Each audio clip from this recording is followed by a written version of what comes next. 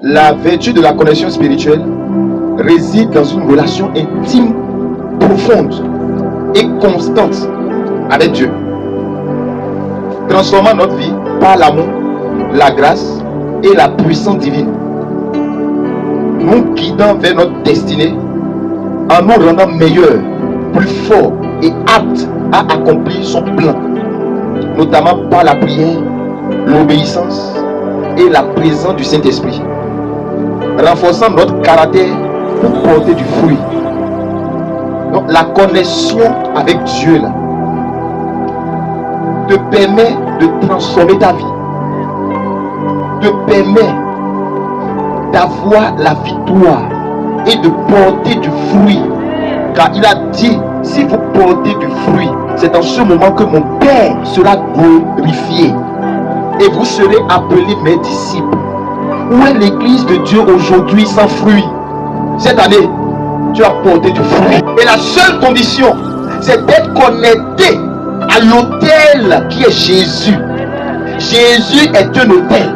Et les autels ont des principes et des règles. Si tu prends Jésus comme celui qui vient dans ta vie pour te donner poisson, c'est pas mal, hein? Mais plus tard, tu auras encore problème.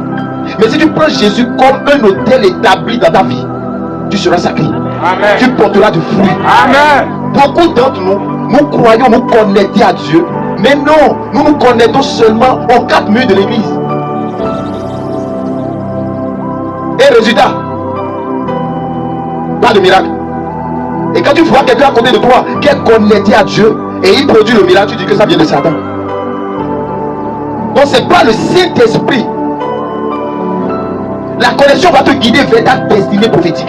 Quand tu es connecté à l'autel de Dieu, il te donne les ressources et les nutriments qu'il faut pour ta croissance.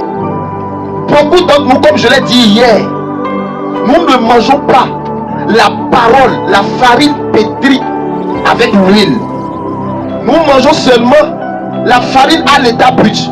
Voilà ce qui explique les non-guérisons, les non-miracles, les non-signes et prodiges individuels dans nos vies, dans les églises, dans notre nation et un peu partout.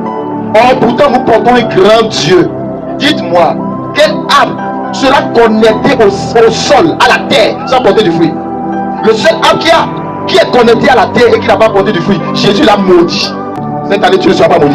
Les dons que Dieu t'a transférés là vont porter ses fruits. Amen. Longtemps que l'arbre est enraciné dans la terre jusqu'à avoir une profondeur, c'est fini. De génération en génération, tu porteras du fruit. Et la sève qui quitte la racine pour rentrer dans l'arbre, c'est le Saint-Esprit qui est la sève, qui te produit des nutriments qu'il faut, qui te donne la farine pétrie avec l'huile pour ta croissance, pour ta réussite.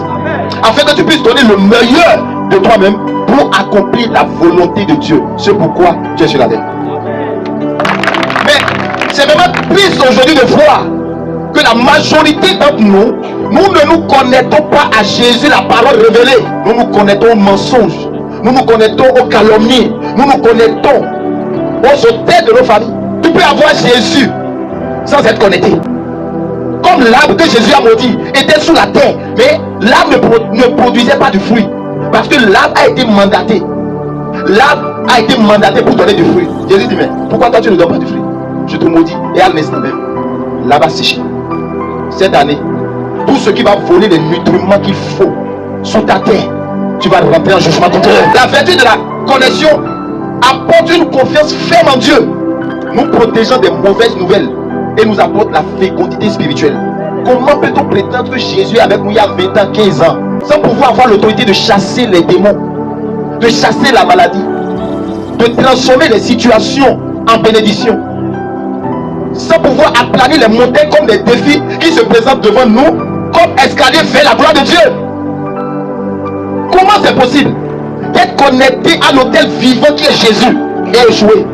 C'est pas parce que l'arbre est enfoui dans la terre que quand les tempêtes viennent, les tempêtes déracine l'arbre est solide et résiste aux tempêtes à cause de sa racine qui est enfouie solidement dans la terre.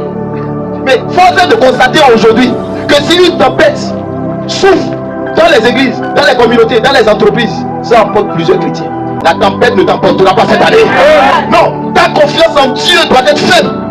L'âme n'a pas besoin de prier pour porter du fruit, parce qu'elle est positionnée et enfouie sur la terre. Parfois, manque de connexion fait que nous prions en longueur de journée sans avoir résultat. Si tu es connecté, tu recevras le manteau de ton Père. Si tu laisses les tempêtes, les candidatons, les gens disent, tu vas passer à côté. Et hier, je vous ai révélé quelque chose que je n'ai pas pu dire. Je n'ai pas pu dire la finalité de cet esprit. Me dit, rappelle à tes enfants que dans le même chapitre que le verset 4 là, il s'agissait de Jésus qui est l'Holocauste. J'ai dit comment? Il me dit, n'as-tu pas lu que j'ai dit à Moïse de prendre une offrande d'un dixième de fleur de farine, de le pétrir avec l'huile, avec un nez d'huile. Et je t'ai dit hier que le nez d'huile a environ une mesure de 6 litres d'huile. Et cette huile est consacrée selon l'art de parfumeur. Dans Exode chapitre 30, je crois, le verset 22 à 33 là-bas. Gloire à Dieu. Selon l'art du parfumeur, l'huile a été consacrée. Et l'huile ici représente la puissance du Saint-Esprit. Et Jésus dit, je suis le pain descendu d'en haut. Or, la farine pétrie avec de l'huile ira au feu pour devenir gâteau. Et Jésus dit, je suis le pain de vie. Celui qui mange n'aura plus faim. Dans Jean chapitre 6, le verset 35. Celui qui mange de mon pain n'aura plus jamais faim. Réalité, celui qui te faut là, c'est Jésus. Et il dit, un dixième de farine. Et je t'ai révélé que le chiffre 10, c'est la vertu du jugement. Donc Jésus là, les 10 farines représentaient Jésus qui allait venir rentrer en jugement contre le péché qui nous condamnait, contre les lois des auteurs qui nous disqualifiaient du plan de Dieu, pour restaurer le justice, la domination dans notre vie.